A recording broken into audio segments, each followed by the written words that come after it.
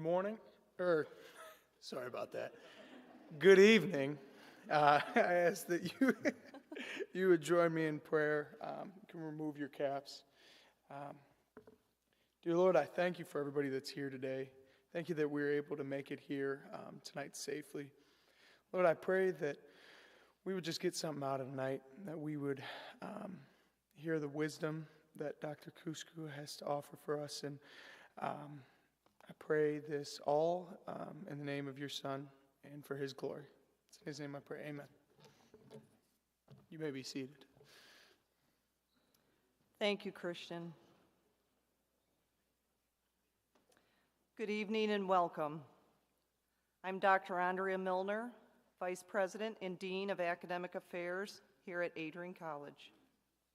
I would like to thank all of you for attending this special convocation in the James Borland Convocation Series for the 2021-2022 academic year. Our speaker today is Mr. John Kusku, who is a two-time Paralympian and a high school math and physics teacher in Wixom, Michigan. We also will meet new faculty and congratulate newly promoted faculty. Today we recognize the achievements of 4 faculty for teaching, scholarly and research accomplishments, as well as outstanding students for raising disability awareness on campus. At this time, if everyone would silence their phones, put them away, and remove your caps. I am pleased to introduce someone you know well, Adrian College's 17th president, Dr. Jeffrey Docking.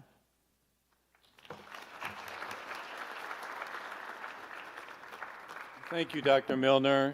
Welcome, John. It's great to have you here and to have dinner together, and I think you're in for a real treat tonight. But welcome to friends, obviously to the faculty, to the students in the audience, the senior team, and all of you that joined us tonight.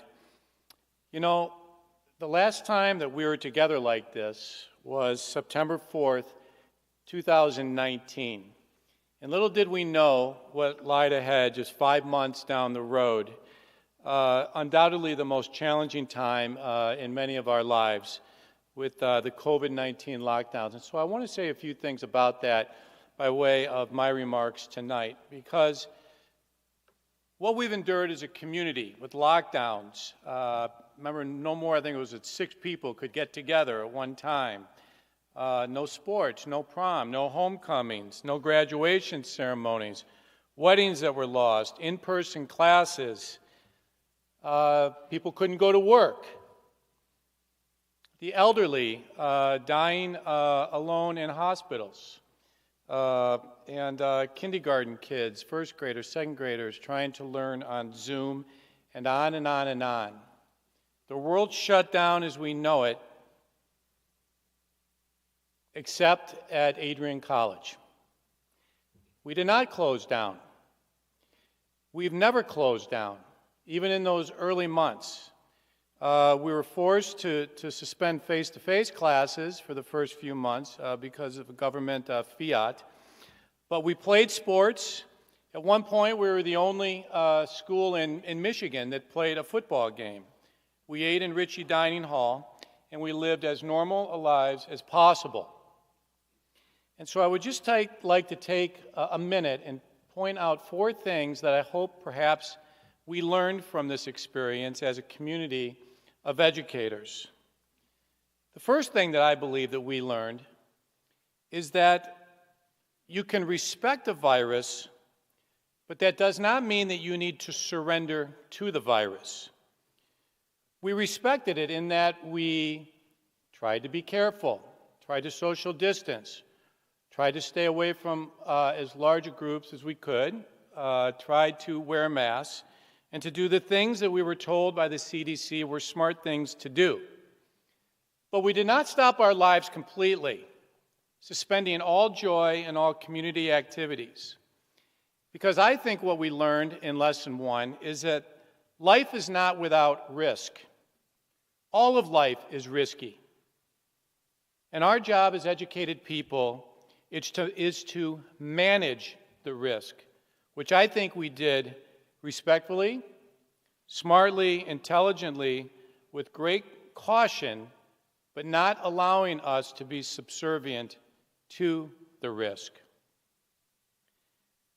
The second thing that I hope that we learned as a community through the last 2 years is that we should always place critical thinking above blind obedience to groupthink, to politicians, and to the mainstream media. Their answer was one size fits all. College students should be treated exactly the same as my 86-year-old parents with comorbidities. That seemed ludicrous to me, and hopefully to you as well, because it still does today seem crazy. We as an education community monitored the health of our campus. We looked at data. We had every type of test that students could take day and night, 24/7, 365 during that time. And we looked at the data every single day. We also read that students were more likely to pass away in car accidents, overdoses, which I'll have more to say on in a minute, or frankly struck by lightning than to die of COVID.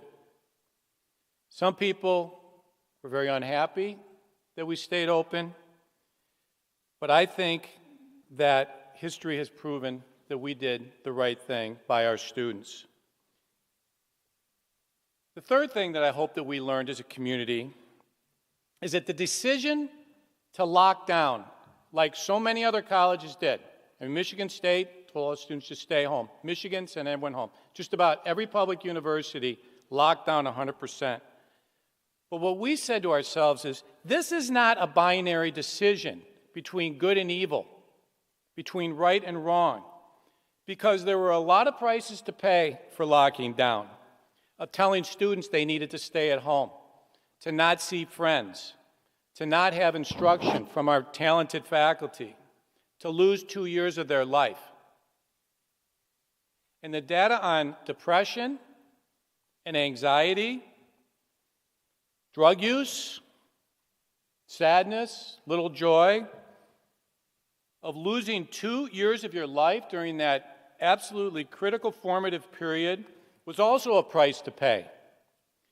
And so the decision to endure some virus, to live our lives joyfully and with others, I think was the tough decision. It was the road less traveled, but I think it was the right decision. I hope you do as well. And then the last thing that I would point out that I hope that we learned over the last 2 years is that it is best, whenever possible, to give people the right to live their lives as they choose. You students know how to live your best life. Not me, not Adrian College, certainly not the government, and not the media, and often not the loudest people in the room. We should, as educators and as educated people, gather as much information as we possibly can about any given situation, evaluate it, think about it, discuss it with those that we trust and that we love, and then we need to make the right decision for our lives. Full stop, period. Students were smart. They knew to take precautions. And students also knew that if they didn't take precautions and they got sick, it was their responsibility. Personal responsibility is a fundamental building block of being a human being. And when students came to us and said, we want to play sports, we offered them sports. And we had several students come to us and say, I'm scared. I don't want to play football. I don't want to play volleyball. I don't want to be a part of a team. I'm scared of the virus. And we said, that's 100% okay. And we support that. People have the life that they create for themselves. That's how we treated the virus, and that's how I hope that we come together as a community today. So, I think we ended up better than most. And I congratulate all of you in this audience, the faculty especially, who taught classes face-to-face, who had a lot of kids in the room in very scary circumstances. But you did it. And our students are better off for it. And so to all of you, I say thank you for the last 2 years, for the courage to hang in there, and the ability to make intelligent decisions about a very, very troubling disease that killed a lot of people. And I hope nothing that I say would diminish the sadness of the people that we lost. But we did not lose students. As far as I know, we did not lose any staff members to COVID that was caught on this campus. And for all of that, I think we're much better off. So thank you very much. Appreciate it.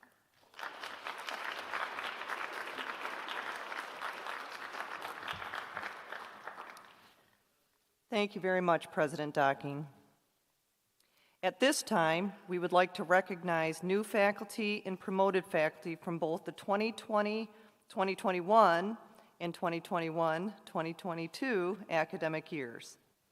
Adrian College continues to grow the faculty and invest in academic endeavors, adding over 50 positions in the past 10 years. Today, we welcome new faculty members, resulting in 85 faculty and librarians. As I introduce you, please hold applause until all names have read, and rise, professors, as I call your name. Dr. Yasser Al-Ganahi, Computer Science. Dr. Tyler Harris, Exercise Science and Athletic Training. Professor Travis Erxleben, Art and Design. Professor Jason Smart, Art and Design. Dr. Jeffrey Murphy, Exercise Science and Athletic Training. Dr. Jane Newman, Chemistry. Professor Brittany Cole, Chemistry. Dr. Daniel Traylor, Exercise Science and Athletic Training. Professor Beth Heiss, Accountancy, Business, and Economics. Dr. Raed Al-Khalil, Accountancy, Business, and Economics. And Professor Laura Bearden, Accountancy, Business, and Economics.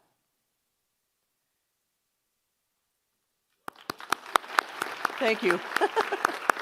Congratulations. It is now my pleasure to introduce faculty who have achieved one of the highest honors in the Academy, promotion to full professor. Again, hold your applause until the end, and please rise as your name is called. Dr. Janet Petrowski, Psychology. Dr. Scott Elliott, Philosophy, Religion, and Leadership. Dr. Jennifer Ellsworth, Accountancy, Business, and Economics. Dr. Marty Morales-Ensign, Biology. Dr. Stacy Tadaro, Psychology.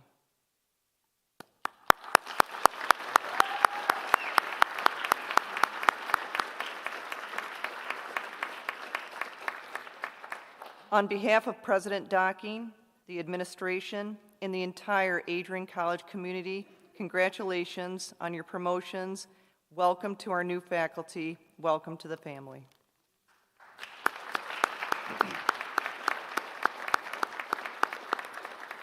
And finally, I would like to welcome any retired faculty in the audience today to please stand. If we have anyone out there, we would love to recognize you.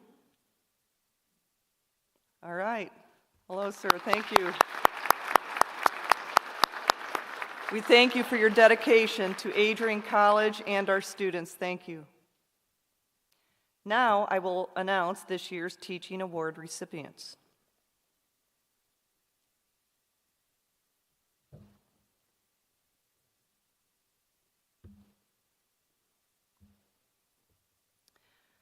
The first award is the Ross Newsom Award for Outstanding Teaching, which honors the memory of Ross Newsom, class of 1936, and is sponsored by his son Don and the late Ron Newsom. This year's Ross Newsom Award for Outstanding Teaching is presented to Professor Nathan Getting. Professor Getting, if you would join the president on the stage.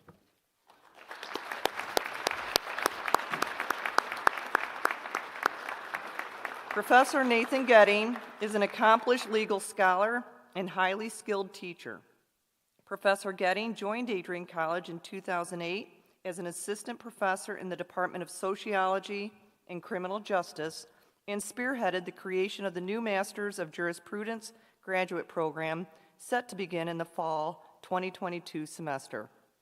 He has held positions at many higher education institutions, such as Western Michigan University Cooley Law School, University of Detroit Mercy School of Law, University of Toledo School of Law, Aquinas College, and Grand Valley State University. Professor Getting holds a Juris Doctor in Constitutional Law and Civil Rights from Western Michigan University Cooley Law School and has published over 15 scholarly articles and essays. Please join me in congratulating Professor Nathan Getting, an outstanding professor and colleague.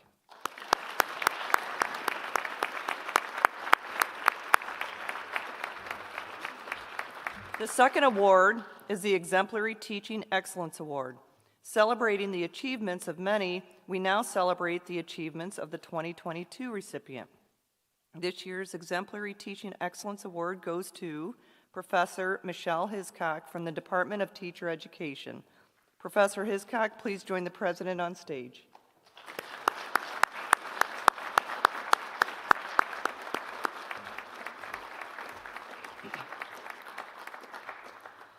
Professor Michelle Hiscock holds a Master of Arts in Educational Technology from Central Michigan University. She joined Adrian College in 2011 as an assistant professor in the Teacher Education Department. Professor Hiscock has worked in both the K-12 and higher education environments, dedicating her life to teaching since 1995. Outside of teaching, Professor Hiscock has presented at over 10 conferences for professional development, including 3 keynote addresses at Family and Consumer Sciences conferences. Please join me in congratulating Professor Michelle Hiscock, an excellent educator, researcher, and colleague.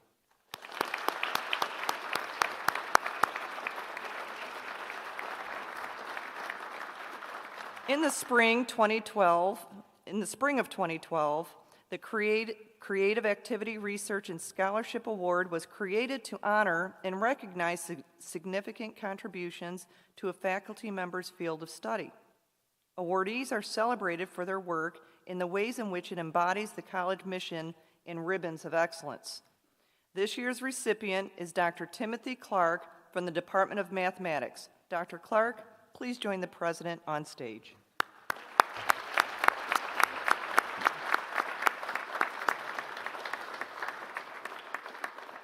Dr. Timothy Clark holds a doctorate in mathematics from Western Michigan University. He joined Adrian College in 2016 as an assistant professor in the Department of Mathematics and stepped into the role of department chair in 2021. Dr. Clark has experience working in higher education at institutions such as Michigan State University, Wayne State University, and Western Michigan University. His research has been published and presented regionally since 2012. Please join me in congratulating Dr. Timothy Clark, an exceptional researcher, creator, and colleague.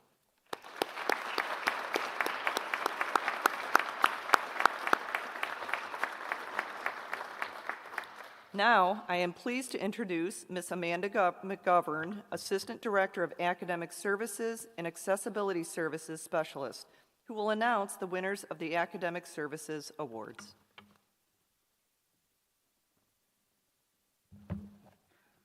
Thank you, Dr. Milner.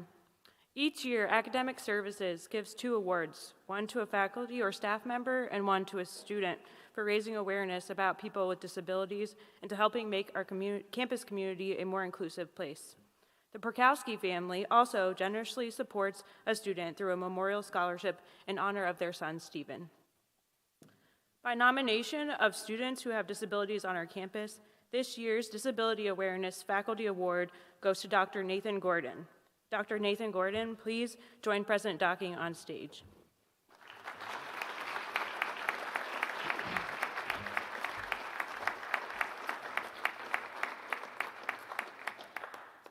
Dr. Gordon is an assistant professor and the department chair of the Modern Languages and Cultures Department. One student who nominated him said, "Dr. Gordon demonstrates understanding of the challenges individuals with disabilities may face. He is willing to work with you to the best of his abilities to ensure his class will provide knowledge and skills without the additional struggle a disability may bring. Dr. Gordon promotes awareness to other students that some things may be more difficult for others, as well as openly making accommodations while still remaining discreet as to their exact purpose and for whom they are being made. Another student said, "Dr. Gordon has been nothing but wonderful and helpful. I have been really going through it this year, and Dr. Gordon has been so kind to me. He has given me extra time and has checked in to see how I've been doing. He deserves this award." Dr. Gordon, thank you for your care for all of our students, especially students with disabilities. Thank you also for your contributions to our campus community. Please join me in congratulating Dr. Nathan Gordon as the 2022 Disability Awareness Faculty Award recipient.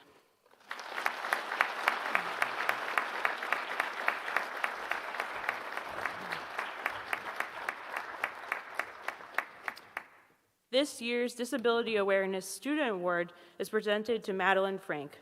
Maddie, please join President Docking on stage.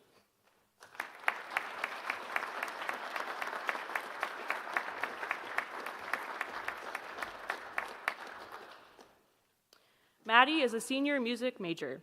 Upon graduation, Maddie hopes to attend graduate school to earn a master's degree in communication, and she has aspirations to become a voice actor. On campus, Maddie is a part of marching band, pep band, choir, National Society of Leadership and Success, Trio Excel, and Campus Activities Network. She has given me permission to share that she has autism spectrum disorder. Maddie has raised awareness about autism and individuals with disabilities by sharing her story, struggles, and triumphs. Over the last 4 years, Maddie has grown tremendously in her advocacy skills and confidence. She has not been afraid to give me ideas on how to support other students with disabilities or to teach me something new about individuals with disabilities. Maddie, thank you for all that you have taught this campus community just by being yourself. Please join me in congratulating Madeline Frank as the 2022 Disability Awareness Student Award recipient.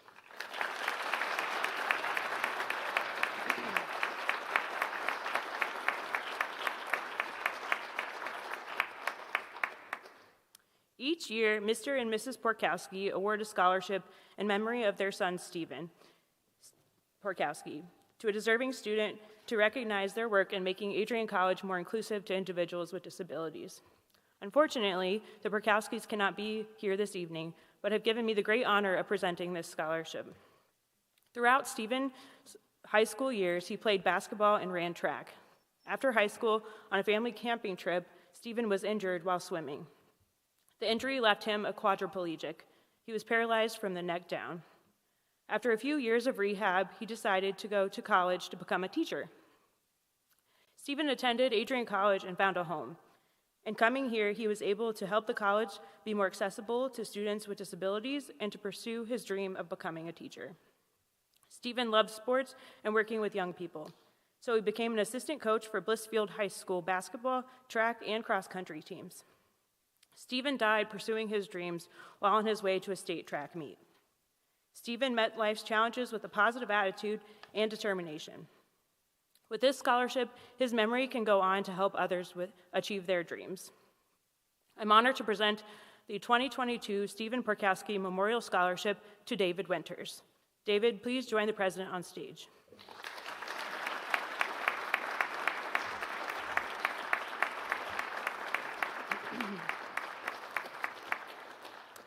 David is a junior environmental science major. He is a member of the men's bowling team, geology club, Trio Excel, and Alpha Tau Omega fraternity.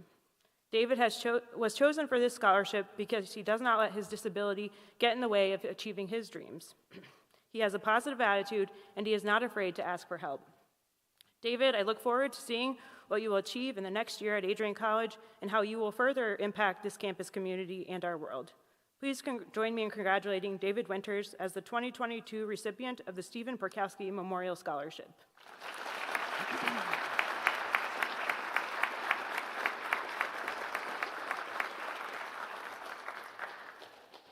It is now my pleasure to introduce this year's Disability Awareness Spring Convocation speaker, Mr. John Kusku. Mr. Kusku was born with a hereditary degenerative retinal disease and is legally blind with less than 1 degree of vision left. At a young age, he was introduced to goalball, which I'm sure he will tell you more about this evening, by the United States Association of Blind Athletes at Western Michigan University.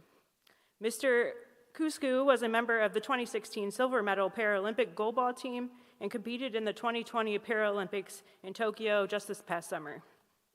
Mr. Kusku teaches high school math and physics in Wixom, Michigan. He is also a member of the Michigan Omega goalball team, which his wife Jessica, who is here tonight with him, coaches. One of Mr. Kusku's favorite memories is of his son George imitating his workouts. Please join me in welcoming Mr. John Kusku.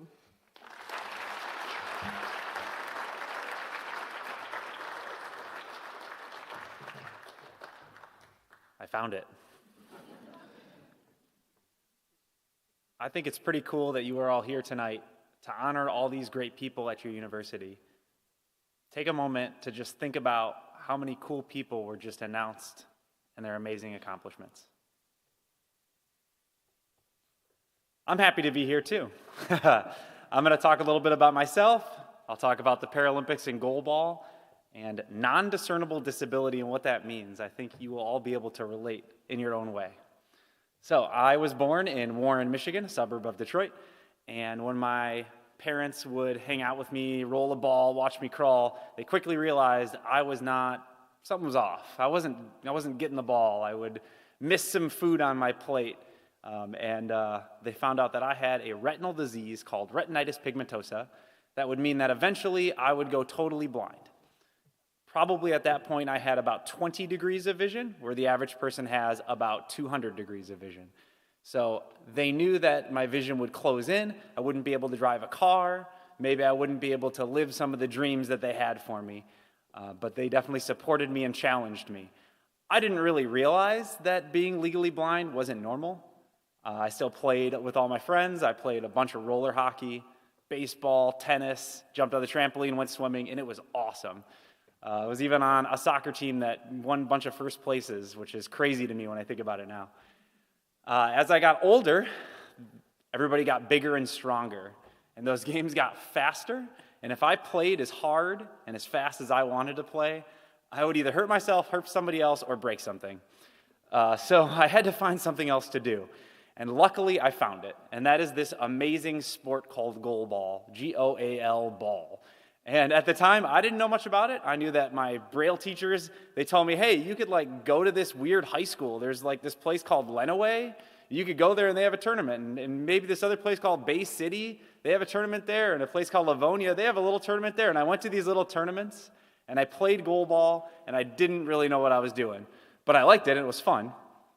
And as I got a little older, in middle school, I went off to Western Michigan University for a sports education camp hosted by the Michigan Blind Athletics Association. And they kind of set my love for goalball on fire. And how they did that was they put me on the court against the fastest thrower in the Midwest. I didn't know that. And so I just thought, okay, I'm going to play goalball. This is what I've done 15 times. It's a lot of fun. And I laid out to block the first ball. And it smacked me square in the nose. And I had my one and only bloody nose. And that was the moment I knew I loved goalball. So what is goalball? I guess we'll jump to that. Chris, if you could get that video ready. This video here is from the Tokyo 2020 Paralympic Games. They happened in 2021. Don't be confused. And we got coverage on NBC. So this broadcast, this minute or so that you're going to see, was broadcast on national television. Granted, it was 2 a.m. because we were in Tokyo. And it's pretty amazing. So this is from our bronze medal game that we unfortunately lost, but here's one shining moment from that game. USA try and get back in it with Carl Young.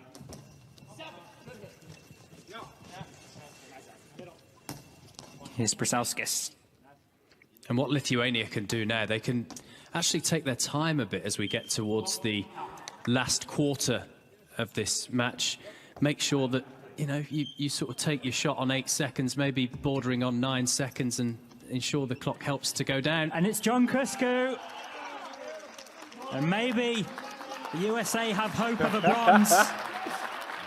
And it's the teacher, John Kusku, giving an attacking lesson to the Lithuanians. Yeah, Zibilis got a touch, but not quite enough with his two hands slipping away from him. Pazarauskas. Bouncing ball. Blocked by Matt Simpson. Simpson to throw. Really interesting throwing action as Pazarauskas just about keeps it out. All right. I don't know if you heard it. There's a really good joke in there. The announcer said, and it's the teacher, John Kusku, giving a lesson to the Lithuanians. So you might have questions about what you just witnessed there. So that ball weighs 3 pounds. It has bells inside. Those 6 men you saw on the court, they're all wearing blacked out ski goggles with eye patches underneath. The reason goalball is so fantastic is that when you play goalball, you play it totally blind. Doesn't matter how much vision you have, you get to be the same as everybody else. And so I found the sport where I could throw myself around as hard as I wanted to. And as long as everybody did what they were supposed to do, we could be successful. And I could challenge myself to be awesome. So when you look at that court there are some sections that you see going down the length of the court, 10-foot sections. Each section, those lines that are on the floor have a piece of string underneath them, so we can feel those lines. Mostly we just kind of know where we are because we've been playing for years and years. But we do use those lines to keep ourselves aligned. And then if you notice, we go back to the goal to throw. That gives us a little bit more throwing angle, throwing range. And the ball has to hit the ground within our 20 feet, must hit the ground again in the neutral zone in those 20 feet. So we can't throw the ball through the air to get it past the other team, but we can give it a little bounce, a little spin. The Lithuanians are pro on that, so they kind of started that bounce ball game, and we stepped forward to challenge them, but didn't make it that time. So what is the Paralympics? What did you just see? What is that all about? I said it was in Tokyo. The Olympics happened in Tokyo. When are the Paralympics? What are they? What is it? So the Paralympics happen right after the Olympics in the same venues, using the same village, using the same transportation, a lot of the same sports. In the Olympics, you'll see basketball. In the Paralympics, wheelchair basketball. In the Olympics, you'll see track and field. In the Paralympics, you'll see track and field competed in about 15 different classifications. Visually impaired is one classification. Also people with missing lower body limbs, upper body limbs, people with cerebral palsy, lots of different classifications. Goalball does not have an equivalent in the Olympics. The para in Paralympics stands for parallel, because they are parallel to the Olympics, but for people with disabilities. So there you go. If you missed it, I'm sorry, the Winter Paralympics just ended about a week ago. I was able to watch about 80 hours of coverage, and they had something on the coverage that I want to talk to you guys about because I think it's really cool and maybe something you'd be interested in getting involved with. They had something called audio description. When you are watching something on Netflix and you click the language area, you might see French, Spanish, German. You'll see English, and you might see English AD. That AD stands for audio description. And NBC, for these winter games, added audio description to their web broadcasts for people like me who can't see to understand what was going on in the game. They had extra commentators whose job it was to watch live and add commentary for people who can't see the screen. It was pretty cool. All right, so I talked a little bit about me. I talked a little bit about the Paralympics. I do want to show you something, and I have to fill in a gap between me falling in love with goalball and me going to the Paralympic Games in 2016 in Rio de Janeiro. So when I first fell in love with goalball, I had no idea how far you could go with it. I thought it was something that you went to weird places like Lenawee to play. I didn't know, you know? So in 1998, I was named to the Michigan youth national team. So I got to go to Florida to play on this national championship for under 18. And it was a pretty great experience. We got a silver medal out of it. I think I touched the court about 3 times. But it made me fall in love with the sport even more. And a couple of my teammates and I, we formed the Michigan Hurricanes. And the 3 of us started traveling to Canada and all over the U.S. to play in tournaments. And something happened to me that was pretty amazing. When you look at me, well, maybe you disagree. I'll ask it instead. When you look at me, do you see a blind person? I don't look blind. I have to out myself. I have to tell you that I'm blind. And I can do that in a lot of different ways. I can tell you I'm blind. I can use my white cane. I could wear dark sunglasses and run into stuff. Lots of options there. But I can also not tell you. I could sit still. I could sit in the background.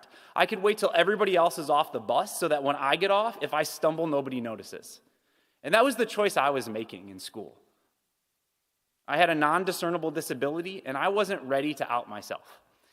And something happened when I reached 1999, and I started going on these trips with these other young men who were legally blind. And they used their cane, and they ran into stuff. And they walked into McDonald's, and they said, hey, I can't read the menu. How much is a cheeseburger? And I was like, oh, you could just do that? I had no idea. And so it completely changed my life. It made my disability turn into something that was just a part of me, not all of me. So that was really cool. And to see all these people here to be honored and be willing to out themselves to say, I have a disability. This is part of who I am, but it's not who I am. It was really cool. All right, so fast forward. I get to high school. I didn't know if you were blind, you weren't supposed to be in the marching band, so I joined the marching band. After about 3 years, they invited me to be the section leader of the marching band and the trumpets. So that was pretty cool. So then time to go off to college. I've been playing this goalball game, traveling around the country, going to Canada. Even got invited to try out for the USA team. I made the team, but they gave me 3 weeks' notice to go to a tournament, and I said, nah, not for me right now. So I took a step back. I kept playing goalball with my Michigan teammates, and I went off to Western Michigan University. And if you haven't heard that name enough tonight, there's a lot of people from Kalamazoo. If any students out here are thinking about grad school, maybe Kalamazoo has your name on it. So I go off to Western Michigan University. Again, no one told me you weren't supposed to be in a Division I college football marching band, so I did. Again, after 3 years of that, I became the section leader, so that was pretty cool. And kept playing goalball, and about then is when I learned, hey, these things called the Paralympics exist, and goalball is part of it. And one of your really good friends, he just went to the Paralympics. He just competed in the 2004 Beijing Paralympics. Maybe Athens was first. I forget. Whichever one was in 2004. And so at that point, I kind of took a step forward and said, okay, I'm ready. Started training a little harder. In the meantime, decided that I wanted to run marathons. So I ran the Detroit Marathon, qualified for Boston, ran that twice, and then to cap it off, ran Detroit one more time. My best time was 3 hours and 40 minutes, in case anyone knows what that means. A marathon is 26.2 miles. So, stepped back into goalball, made the USA team in 2009. Got to go to some pretty cool places. Tournaments in Lithuania, Poland, Belgium, Spain, Finland, Sweden, Turkey, which was really cool because my dad's from Turkey. And it was really cool to go there. Also, tournaments in Mexico, Brazil, Lima, Peru. Got to go to all these awesome places. And finally made that Paralympic team, the 2016 Rio Games. We went off. I expected to go. I expected to play, but I did not expect what happened. Our coach played me, another guy named Joe Hamilton from Wayne, Michigan, and a third guy named Tyler Marin from Dorr, Michigan, all graduates from Western Michigan University. We played almost every minute of all of our games, and we got a silver medal.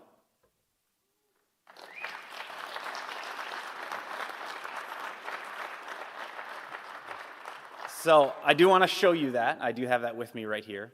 I'll give a quick description before I unveil it. It's silver, shocker. In Braille, it says Rio 2016.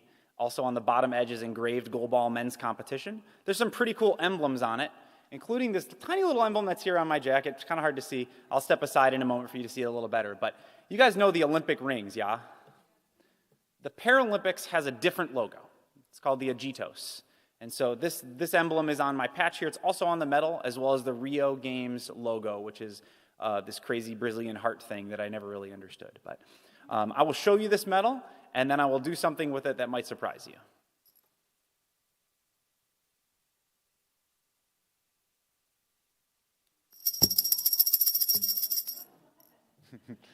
It's a rattle, too. The gold medal was louder. The bronze medal was quieter. It was the first Paralympic medal to be accommodated for people who are visually impaired. In Tokyo, they did a pretty cool thing. They put like an engraved logo that either had 1, 2, or 3 little dots in it to help people understand if it was a gold, a bronze, or a silver. Speaking of Tokyo, I don't really have fashion sense, so if you've been wondering what I'm wearing, I will gladly explain. This is the opening ceremony outfit from the Tokyo 2020 Games for the Team USA. The Olympians' outfit was identical, except that tiny little logo on the patch. So I'll step aside here. You can check it out. It's all Ralph Lauren. Ooh.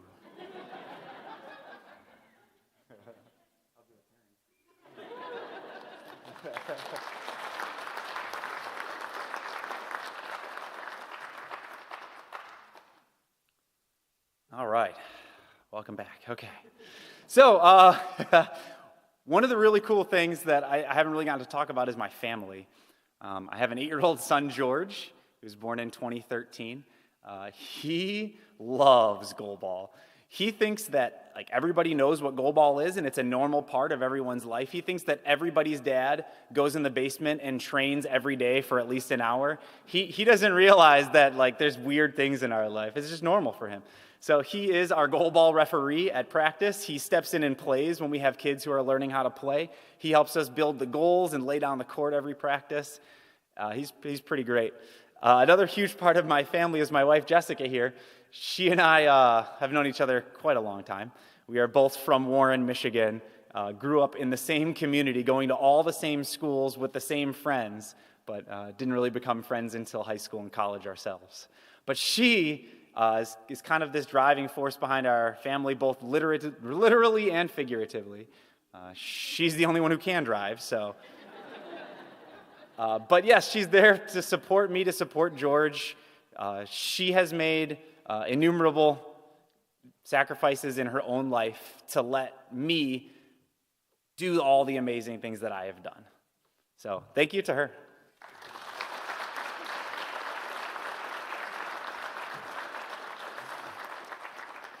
All right, so coming back to me. I am a high school math and physics teacher. I teach at the Oakland School's Technical Campus Southwest. It is a vocational and tech school. High school juniors and seniors come to my school for half their day. They learn a trade. So they might come to learn machining or welding or nursing or cars or culinary or computers or agri-science. And it's my job to teach math and physics. So if you remember back to elementary school, you went to your elementary class every day. And then like maybe once or twice a week you went to gym or media center or art class. That's me. I'm the special class. They get to come learn math once a week or have a physics lesson once a week. I can teach them about binary or electricity, or maybe we'll do something, I don't know, like hyperbolic functions. It's a lot of fun. All right, last but not least, back to non-discernible disability. So, you might not have a disability, but I bet there's something about you that's not widely known that you keep to yourself, that you're maybe in the closet about something. You get to decide when that comes out. And I got to tell you, like the moment that I stepped forward in high school and wasn't afraid anymore to use my cane, I wasn't afraid to explain to my classmates, hey, I get pulled out every day to go learn Braille. I'm not getting pulled out because I'm in trouble. Okay? I got to find that time for myself. So you can find that time for yourself too, whenever that is. One more thing that I meant to talk about earlier, I'll come back to now, is about helping someone with a disability. Just like me, when you see someone out in the community, you can't always tell who they are. You can't tell what they're doing. You can't tell what's going on with them. You can't control any of that. But there's something that you can control. You can control how you react and how you interact. And I'll give you some good advice. Introduce yourself. Say what you're doing, who you are, and offer assistance. And I think it's best to do this to everyone. Obviously, if you see someone in need, it makes it a lot easier. But if you see someone just chilling, Just walk up to them. Hey, I'm John. I was just walking by. Can I help you with anything? It will make a huge difference in their lives and in your lives. And you never know when it'll like really touch something off special. All right. Well, I'll be around if you want to come find me and ask me questions. And I do like it when people get to check out my medal. So if you would like to do that, please come find me. Thank you very much.